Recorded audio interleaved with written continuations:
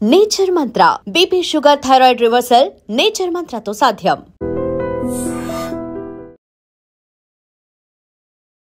నమస్తే, welcome to I dream. ఇంకో 10 రోజులు ఉంది జూబ్లీహిల్స్ ఎన్నికలకి. అన్ని పార్టీలు కూడా ఇప్పుడు ప్రజల మధ్యలోనే ఉన్నాయి, ప్రచారాలు చేస్తున్నాయి. ఏ గల్లీ చూడు నాయకులతోనే నిండిపోయి కనిపిస్తుంది. అటు బీజేపీ, బీఆర్ఎస్, కాంగ్రెస్. మరి వాళ్ళు ఏం చెప్తుండ్రో, ప్రజలు ఏం రిసీవ్ చేసుకుంటుండ్రో సరే మనకు పోలింగ్ రోజు అయితే తెలిసిపోతుంది. కానీ నాయకులు మాత్రం ఒక్కోళ్ళ మీద ఒక్కోళ్ళు విమర్శలు, మీరు అది చేసిండ్రా అంటే మీరు ఇది చేసిండ్రా అని ఇట్లాంటి విమర్శలు అయితే పెద్ద ఎత్తున గుప్పించుకుంటున్నాయి.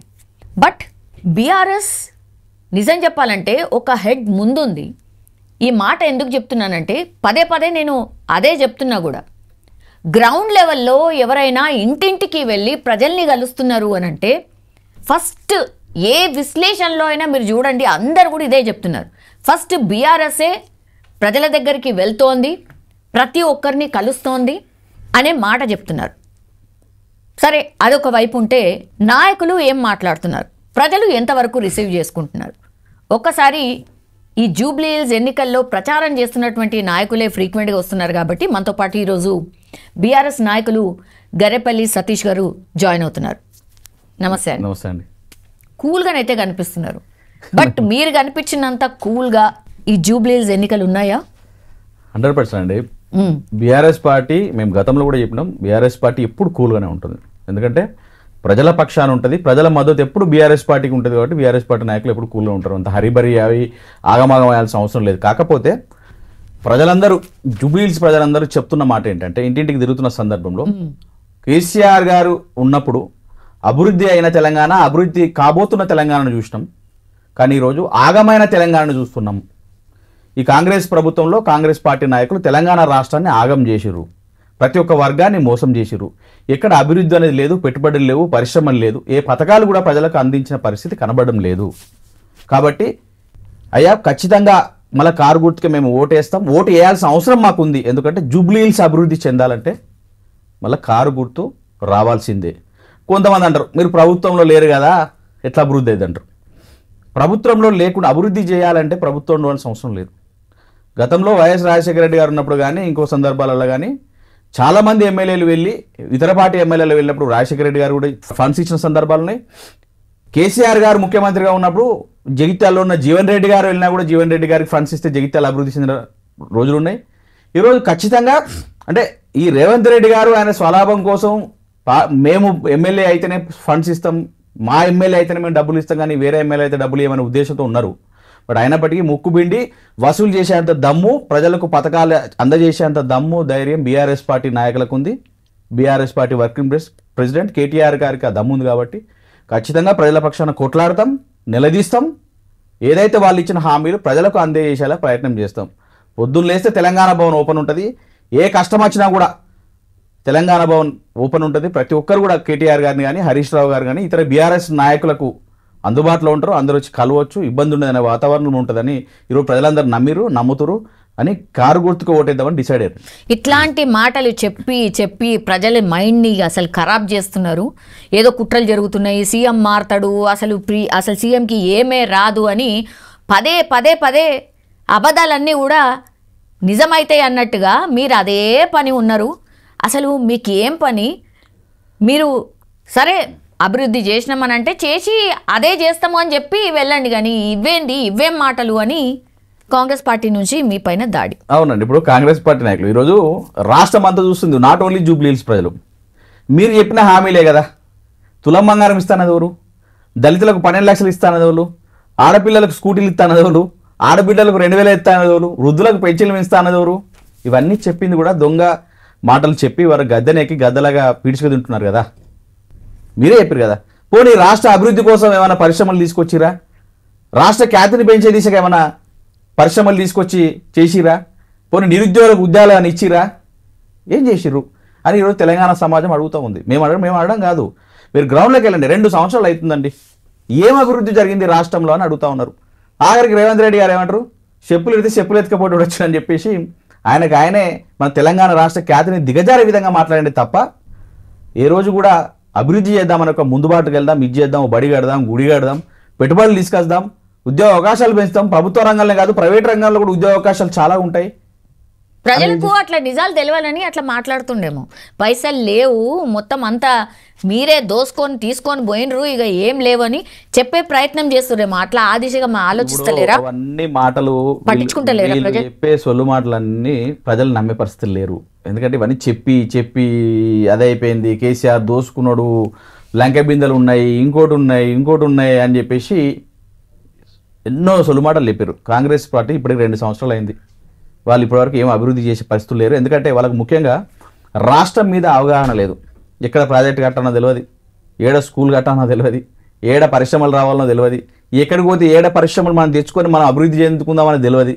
కేవలం ఆయనకు తెలిసింది ఏంటంటే ఇక్కడ 4 రూపాయలు సంపాదించాలి, తీసుకుపోయి ఢిల్లీలో ఇవ్వాలి. ఇదే ఆయనకు తెలిసింది. ఈరోజు మీకు ఎగ్జాంపుల్ చెప్తున్నా. తెలంగాణ ముఖ్యమంత్రి ఎవరండి? రేవంత్ రెడ్డి గారు. రేవంత్ రెడ్డి. డౌట్ ఎందుకు కొడుతున్నారండి? అదెందుకు అడుగుతున్నారు? అసలు అదేంటి అంత వింతగా అడుగుతున్నారా? మీరు ఎందుకు డౌట్ పడుతున్నారు? నేనేం డౌట్ పడలేదే. తెలంగాణ రాష్ట్రానికి అందరికి ముఖ్యమంత్రి ఈరోజు రేవంత్ రెడ్డి గారు ఉన్నారు. ఈరోజు జూబ్లీ హిల్స్లో రైమత్ నగర్ మీద ఉన్న శ్రద్ధ రైతుల మీద లేకపోయా, యూసఫ్గూడ మీద ఉన్న శ్రద్ధ యూరియా బత్తాల మీద లేకపోయా. ఇలా రైతులు ఎంత ఆవేదన చెందుతూ ఉన్నారు. అకాల వర్షాలు పడ్డాయి, వర్షాలు పడి ఆగమవుతా ఉన్నారు. రైతాంగం అంతా వరి అంతా కొట్టుకపోతా ఉంది. నువ్వు సకాలంలో కొంటే ఈరోజు ఆ వర్షాలలో కొట్టుకపోనండి వరి. ఈరోజు ప్రజలు రైతాంగం అంతా రోడ్ల మీద విలవెల్లాడుతూ ఉన్నారు. ఎట్లా బతకాలి? ఈరోజు పడిన పంట అంతా నీలపాలైంది, ఎట్లా బతకాలని విలవెల్లాడుతున్న పరిస్థితి. ఇది కనబడతలేదా ముఖ్యమంత్రి గారికి? ఈరోజు వరంగల్ కానీ కొన్ని ప్రదేశాల్లో కానీ మొత్తం నీళ్లు వచ్చి మొత్తం మునిగిపోయే పరిస్థితి వచ్చింది. ఎక్కడ కూడా వాళ్ళకి కనీస వసతులు అందించని పరిస్థితిలో ప్రభుత్వం ఉంది. ప్రభుత్వ యంత్రాంగం ఏం చేస్తూ ఉన్నారు? ప్రభుత్వం ఏం చేస్తూ ఉంది? ఈ కాంగ్రెస్ నాయకులు ఏం చేస్తూ ఉన్నారు? కాంగ్రెస్ మంత్రులు ఏం చేస్తూ ఉన్నారు? అంటే ప్రిపేర్నెస్ లేదు ముందు నుంచి అంటున్నారా? ఉండాలి కదా రాష్ట్రంలో. అభివృద్ధి యూరియా ఎప్పుడు వస్తుందండి? యూరియా ఎప్పుడు కావాలి? నెక్స్ట్ పంటకు యూరియా కావాలనే సోయి ఎవరికైనా ఉంటుంది. చిన్న పిల్లన్నట్టు చెప్తారు నెక్స్ట్ పంటకు మనం యూరియా వేయాలి అని. ఎప్పుడు తెచ్చుకోవాలి? నీ ప్రభుత్వ యంత్రాంగం ఎప్పుడు యాక్టివ్గా ఉండాలి? ముందస్తు చర్యలు తీసుకోవాల్సిన అవసరం ఉందా లేదా? ఇలా వర్షాలు పడి ఇబ్బంది పడుతుంది. వరంగల్లో కొట్టుకపోతా ఉన్నాయి, వరంగల్ ఇళ్ళన్నీ మునిగిపోతా అంటే మినిమం అసలు ఇంత తిండి పెట్టుడో, ఇంత పంపుడో, ఇంత బట్టలో మన్నో మసలు ఏదో ఒకటి చేయాలి కదా. ప్రభుత్వం ఏం చేస్తూ ఉంది? కేవలం వాళ్ళకి కావాల్సింది ఏంటంటే ఓట్లు, సీట్లు. ఇవాళ జూబ్లీ హిల్స్ గెలుచుకోవాలి, మళ్ళీ జూబ్లీ హిల్స్ సంపాదించుకోవాలి. జూబ్లీ హిల్స్ గెలుచుకుంటారు ఓన్లీ గెలిచేంత వరకే. మళ్ళీ ఒకవేళ గెలిస్తే మళ్ళీ దాన్ని ఆగం చేస్తారు. హైడ్రా పేరుతో కొంపలని కూలుస్తారు. పథకాలు ఏమి అందజేసే పరిస్థితి లేదు. అలాంటి పరిస్థితి మళ్ళీ దిగజార్చి కూర్చోబెడతారు తప్ప. అందుకే ఈరోజు జూబ్లీ హిల్స్ ప్రజలందరూ కూడా వాళ్ళు ప్రతి ఒక్కరిని మీరు ఎక్కడ చిన్నపిల్లల నుంచి పెద్దవాళ్ళ దాకా ముసలోళ్ళ దాకా ఎవరినన్నా అడగండి. కేవలం మీరు మాకు చెప్పకపోయినా పర్లేదు, బీఆర్ఎస్ నాయకులు మా ఇంటికి రాకపోయినా కాదు, మేము ఓటు వేసేది కారు గుర్తుకే. 100% మేము కారు గుర్తుకే వేస్తాం. కారు గుర్తు గెలుస్తుంది. మళ్ళీ కేసీఆర్ గారు బీఆర్ఎస్ పార్టీ మా కోసం మీరు పోరాటం చేయాలని మమ్మల్ని బలంగా నమ్ముతున్నారు. 10 ఏళ్ల పాటు మీరే ఉన్నారు కదా. అంటే ఇక్కడ గెలిచింది కూడా గోపీనాథ్ గారే. ఏం చేసిండ్రు గోపీనాథ్ గారు అని అంటే ఏం చెప్తారు? గోపీనాథ్ గారు ఏం చేసిండండి? టోటల్ తెలంగాణ రాష్ట్రం గోపీనాథ్ గారు చేసిన వాటికి 2-3 సార్లు గెలిచిండని. అది ఏం చేసిండ్రు? అదే ఎన్నో ఫ్లైఓవర్లు కట్టుకున్నారు, ఎంతో అభివృద్ధి చేసిరు, లోకల్ ఉన్న పథకాలు అందజేసారు. ఏదైతే కేసీఆర్ గారు తీసుకొచ్చిన గొప్ప పథకాలన్నీ ఇంటింటికి చేరినాయి. ఎంతోమంది వృద్ధులు వీళ్ళు తిరుగుతూ ఉంటే వృద్ధులు అడుగుతున్నారు, అయ్యా మాకు పెన్షన్లు విరినాయి అబ్బా అయ్యా. మాగంటి గోపీనాథ్ గారు ఉన్నప్పుడు మాగంటి గోపీనాథ్ గారు పర్సనల్గా కొన్ని మాకు అవకాశాలు ఇచ్చారు. మాగంటి గోపీనాథ్ అని ఉన్నప్పుడు మాకు జాబ్ వచ్చింది. మాగంటి గోపీనాథ్ ఉన్నప్పుడు మేము ఐరన్ బాక్స్ ఒకటి షాప్ పెట్టుకున్నాం. మాగంటి గోపీనాథ్ ఉన్నప్పుడు మేము ఉపాధి కొంచెం కిరాణా షాప్ పెట్టుకున్నాం అని అనేటోళ్ళు వేలాది మంది ఉన్నారు. ఆయన మంచి మనసున్న వ్యక్తి. ఈరోజు వాళ్ళ కుటుంబం ముందుకు వస్తే ఇలా వాళ్ళ పిల్లలతో సహా రోడ్డు మీదకి వచ్చి మాకు ఓటేయండి అని అడుగుతుంటే మేము మంచి చేసినాం, మా నాన్న ఆశయాన్ని మేము ముందుకు తీసుకెళ్తాం, మేము మిమ్మల్ని కాపాడుకుంటాం, జూబ్లీ హిల్స్ ప్రజలకు మేము అండగా ఉంటామని ముందుకెళ్తే ఆడపిల్లలంటే చిన్నపిల్లలు ఆడపిల్లల మీద కేసులు పెట్టడం ఏంటండి కాంగ్రెస్ పార్టీ? ఇది న్యాయమా? ఆడబిడ్డ ఎవరైనా సహజంగా ఒక భర్త చనిపోతే మహిళ ఒక సంవత్సరం 2 సంవత్సరాలు కోలుకునే పరిస్థితి ఉండదు. అవును.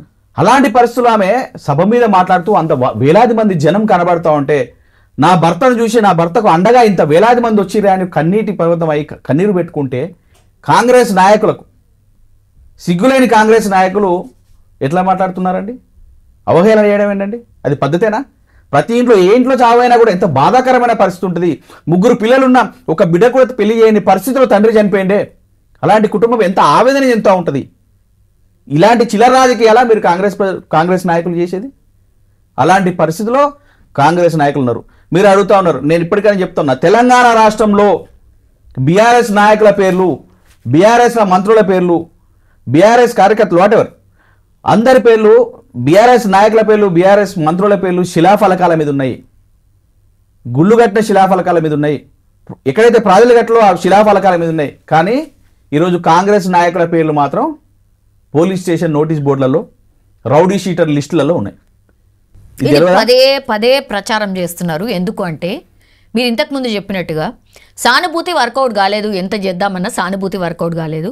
సో వెంటనే షిఫ్ట్ అయిపోయి ఇప్పుడు నవీన్ యాదవ్ అనేటైనా రౌడీ, లేకపోతే వాళ్ళ నాన్న రౌడీ, లేకపోతే వాళ్ళ చిన్నాన్న రౌడీ, ఇది ఎత్తుకుందాము, ఇది బాగా ప్రజల్లోకి పోయేటట్టు ఉంది అని చెప్పి బీఆర్ఎస్ వాళ్ళు కొత్తగా ఇది స్టార్ట్ చేసిండ్రు అనేది వాళ్ళ వర్షన్.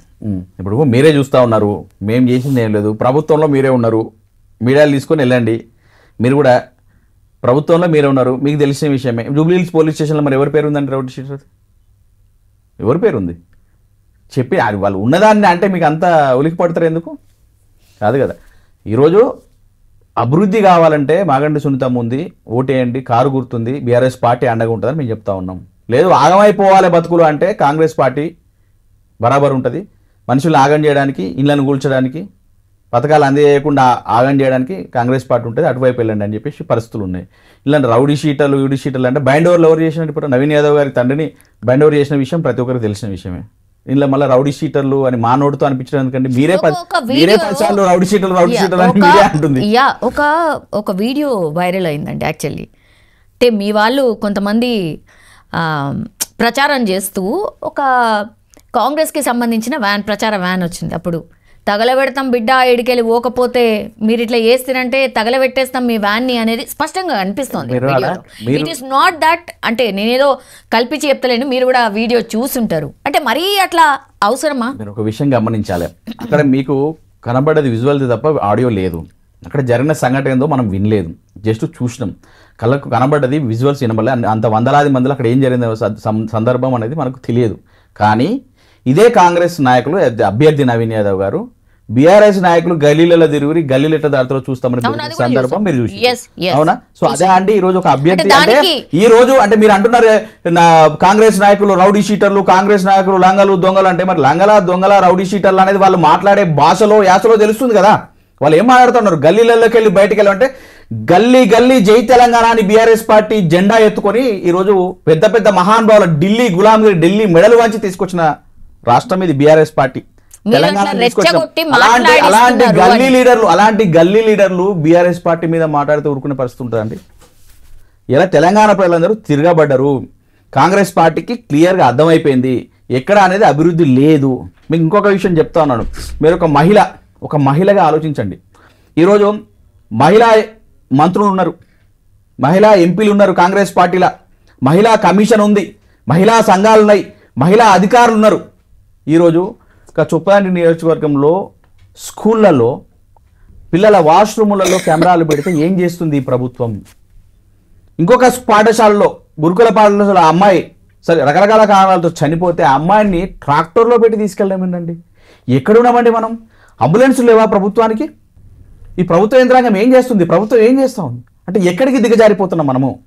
గురుకులాల్లో పిల్లలు 108 మంది చనిపోయింది, 100 మంది ఆడపిల్లలు చనిపోతా ఉన్నారు. ఈ మహిళా మంత్రులు, ఈ మహిళా కమిషన్లు, మహిళలు, మహిళా సంఘాలు, మేధావులు, మహిళా లోకం ఎడిపోతా ఉంది. ప్రశ్నించడా ప్రభుత్వాన్ని? రేపు జూబ్లీహిల్స్లో అదే పనా? అంటే గతంలో అసలే జరగలేదు, ఈ ప్రభుత్వంలోనే జరుగుతున్నాయి అని చెప్తున్నారు. ఇప్పుడు గతంలో జరిగిందా, నువ్వేం చేసినావు నేనేం చేసినావు కాదు, మీకు ప్రజలు నమ్మి ఓటేసారండి. మిమ్మల్ని ప్రజలు కేవలం ఒక 1 సరే ఈ ఎడ్డోలో గూడలో లంగలో దొంగలో కానీ వీళ్ళు అబద్ధపు మాటలు చెప్పారు, అలవి కానీ హామీలు ఇచ్చారు, సరే వీళ్ళు ఏమైనా చేసేస్తారేమో అని చెప్పేసి ప్రజలందరూ కాంగ్రెస్కి ఓటేసారు. వీళ్ళు ఏం చేసిరు? ఇది సామెత ఉంటుంది మీకు, ఏరుకోరు తెచ్చుకుంటే ఎగిరెగిరి దన్నినట అని అట్టనే ఇటానే పోయి కాంగ్రెస్ వాళ్ళని తెచ్చుకున్నారు. ఇప్పుడు ప్రజలను ఎగిరెగిరి దన్నే పరిస్థితి తీసుకొచ్చింది. ఏ పథకం లేదు, ఎలాంటి ప్రయోజనం లేదు. అలాంటి పరిస్థితుల్లో వీళ్ళని తీసుకొచ్చుకుంటే రేపు జూబ్లీహిల్స్ పరిస్థితి ఏంది? ఇంతే కదా. ఉన్న మంత్రులు అందరూ వచ్చి ఇక్కడ పడేస్తున్నారు, జూబ్లీహిల్స్లో పడి తిరుగుతారు, ఓట్లేరు. ఏం చూసి ఓట్లేమంటారు నాయన? ఏం చూసి ఓటేయమంటారు మీరు చెప్పండి. మీరు ఇంటికి వచ్చిరు అడుగుతారు, ఏం చూసి ఓటేయమంటారు? ఏమన్నా ప్రాజెక్ట్ కట్టినారు, ఇప్పుడు కేసీఆర్ ఉన్నారు, సెక్రటరీ కట్టినారు, నాయన ఓటైనా అడగచ్చు. కాళేశ్వరం కట్టినారు, 1,00,000 ఎకరాలు నీళ్ళు సాగుతున్నాయి, ఓటైనా బరాబర్ గల్లెగరేసి అడుగుతాం. ఎన్నో ఫ్లైఓవర్లు కట్టినాం, ఎంతో అభివృద్ధి చేసినాం, దళిత బంధు ఇచ్చినాం, రైతు బంధు ఇచ్చినాం, రైతు బీమా ఇచ్చినాం, మిషన్ భగీరథ, మిషన్ కాకతీయ చెప్పుకుంటూ పోతే రోజులు సరిపోవు. అన్ని గానం ఇచ్చినాం కాబట్టి మేము గల్లా ఎగరేసుకొని బీఆర్ఎస్ సామాన్య కార్యకర్త పోయి మాకు ఓటేయండి అమ్మా మళ్ళీ అభివృద్ధి జరుగుద్దామని అడిగే పరిస్థితులు ఉన్నాం. మరి కాంగ్రెస్ వాళ్ళు ఏమని అడుగుతారు? హైడ్రా పేరుతో కొంపలని కూల్చినామా? మంచి కూల్చినామా? కూల్చినాం. మూసి పేరుతో కొంపలు కూల్చిరా? కూల్చిరు. ఏమైనా పథకాలు ఏదే ఏం ఇవ్వలేదు సార్ మీ దయవల్ల, కాంగ్రెస్ వాళ్ళ దయవల్ల ఏం పథకాలు ఏమి ఇంటికి రాలే. ఏమన్నా డబుల్ బెడ్రూమ్ వాళ్ళు ఇచ్చిరా? ఇందిరామ్మ ఇండ్లు అంటే ఇచ్చిరా? ఇయ్యలే. ఏమన్నా రోడ్డు కట్టిరా? ఏమన్నా బడి కట్టిరా? ఏమన్నా గుడి కట్టిరా? ఏది కట్టలే. మాకైతే ఓటేరి ఏం ముఖం పెట్టారు? సిగ్గుండాలి ఏమన్నా అడగడానికి ఉన్న ఓట్లు అడగడానికి. మీ ఈ విషయంలో మాత్రం మీ social media hats off. Social media మామూలుగా వర్క్ చేయట్లేదు దీని మీద మాత్రం నిజంగానే. అంటే ప్రజలు ఎక్కువ ఇవే చూస్తున్నారు. అంటే కింద వీళ్ళు ఏం మంచి చేస్తుర్రో లేదో నేను ఆ చర్చకు పోవట్లేదు. నెగిటివే మాత్రం ఎక్కువ ప్రొజెక్ట్ అవుతుంది. మీరు చెప్పే మాటలే ఇంకా ఎక్కువ పోతుంది. ఉన్నాయి చెప్తా ఉన్నారు మీరు. ఇప్పుడు మేము కొత్తగా ఏదో మేమేం మేధావులం కాదు, వాళ్ళు చెప్పినవి ఏదైతే హామీలు ఇచ్చారో మీరు మేనిఫెస్టో చేసి చూసుకోండి. ఇంకా చాలా చెప్పారు, మేము కొన్ని మర్చిపోతున్నాం. చాలా మేనిఫెస్టోలో 1,90,000 ఉన్నాయి. వాళ్ళు చెప్పిన ఏ హామీ కూడా చేయలేదు.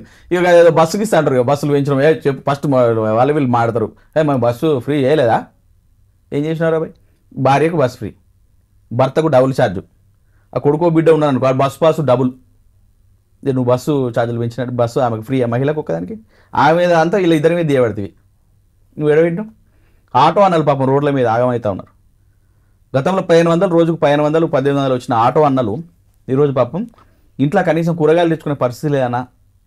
800 600 వస్తున్నాయన్న రోజుకు. ఇంట్లో గ్యాస్ ఎంత కట్టాలన్నా, మాకు డబుల్ బెడ్రూమ్ ఇల్లు ఇస్తానన్నా ఇయ్యలేదన్నా, సంవత్సరానికి 12,000 ఇస్తానన్నా ఇయ్యలేదన్నా, ఇన్సూరెన్స్లో మన్నో బీమో అవి ఇవి చేపిస్తాను అవి కూడా చేపిలేదన్నా అని ఆటో అన్నల్ని ఈరోజు మోసం చేసిన పరిస్థితి.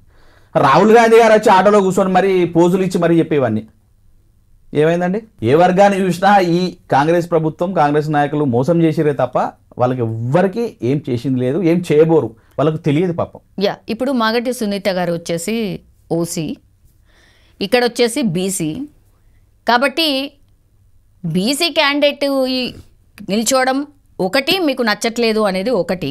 ఆ తర్వాత బీసీ నినాదం ఉన్న టైంలో బీసీ క్యాండిడేట్కి ఇచ్చారు కదా, బీసీలో ఓట్లే 180,000 ఉన్నాయి కదా, సో బీసీలు అంతా ఒకవైపు వేస్తే మళ్ళీ మనం ఆగమైపోతాము అని ఇట్లా రకరకాల అన్నీ తీసుకొచ్చి ప్రజలతో మైండ్ గేమ్ ఆడుతున్నారు అనేది కూడా ఇంకో వాదన మీ పైన.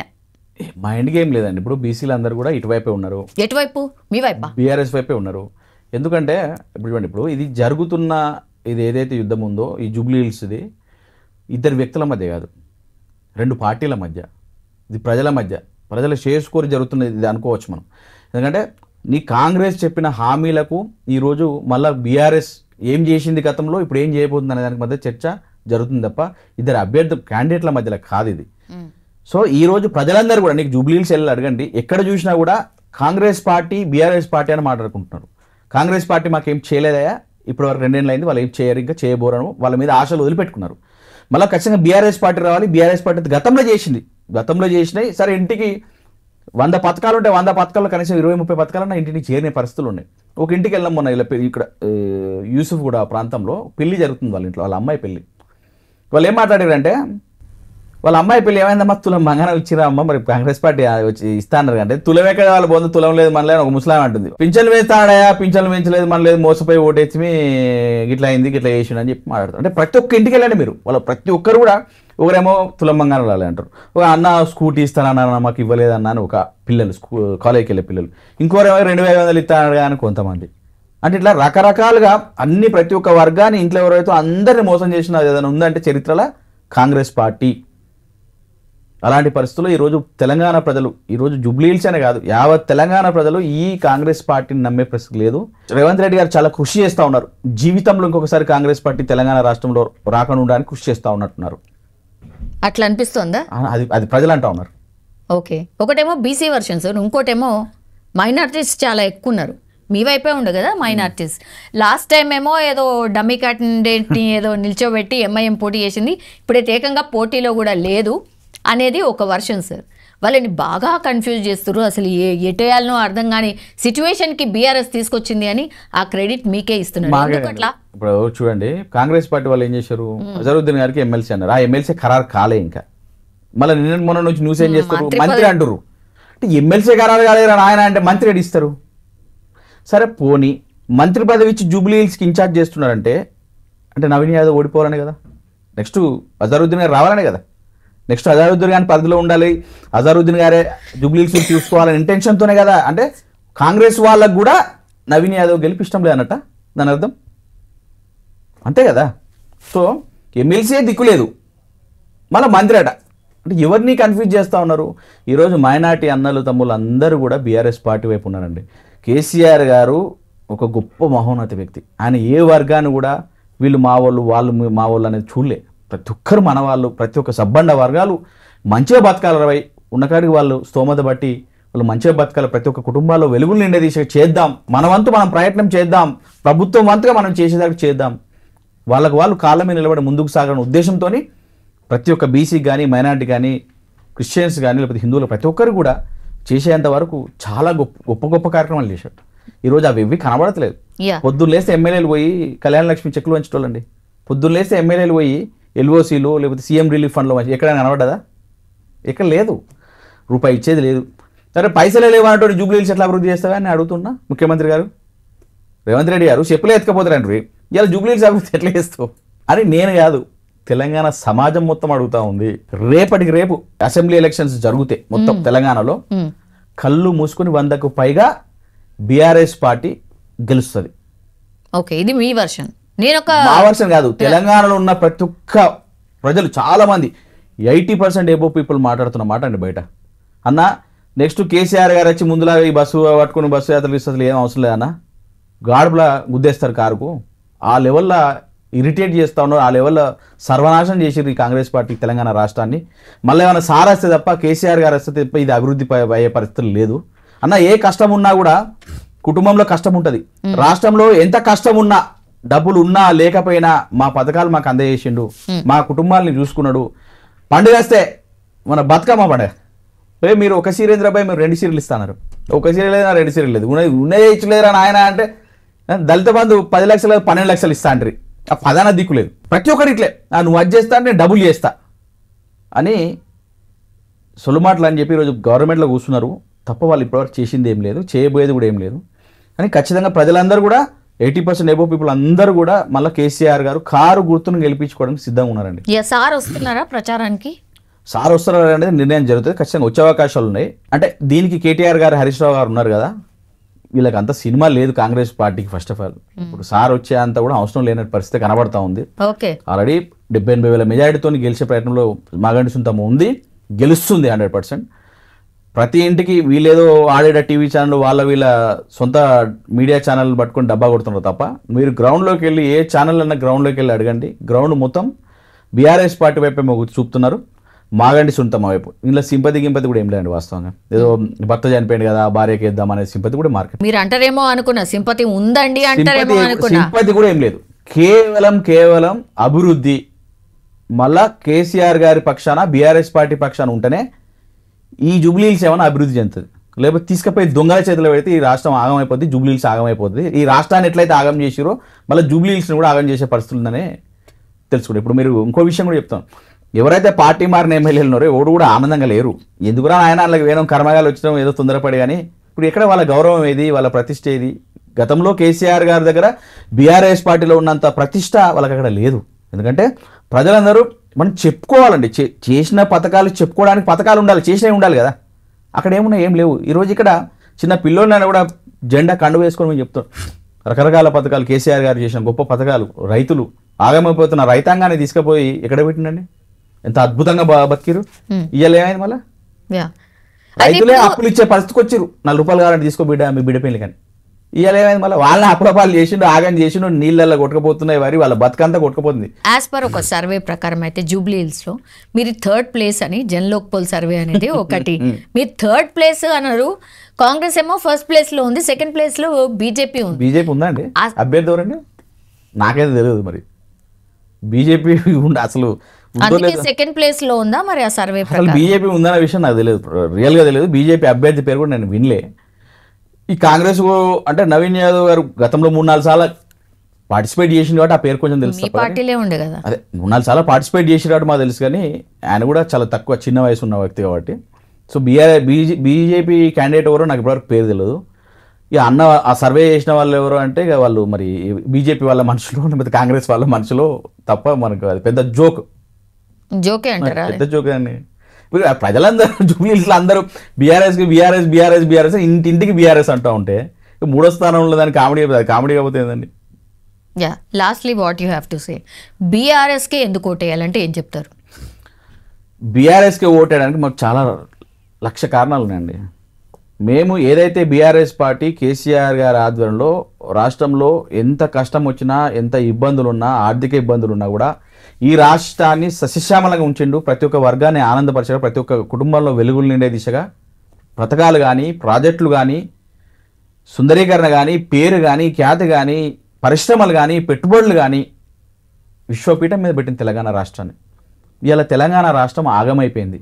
మళ్ళా సేమ్ తెలంగాణ రాష్ట్రం అద్భుతంగా అభివృద్ధి చెందాలన్నా, ప్రజలందరూ సస్యశ్యామలంగా ఉండాలన్నా, ముఖ్యంగా మన తెలంగాణ బిడ్డలం అని చెప్పి బయటకు పోయి గల్లా ఎగరేసుకోవాలన్నా జూబ్లీహిల్స్లో కానీ తెలంగాణ రాష్ట్రంలో కానీ ఖచ్చితంగా ఈ ప్రాంతం కోసం కొట్లాడే ప్రాంతీయ పార్టీ కేవలం బీఆర్ఎస్ పార్టీ ఉండాలి.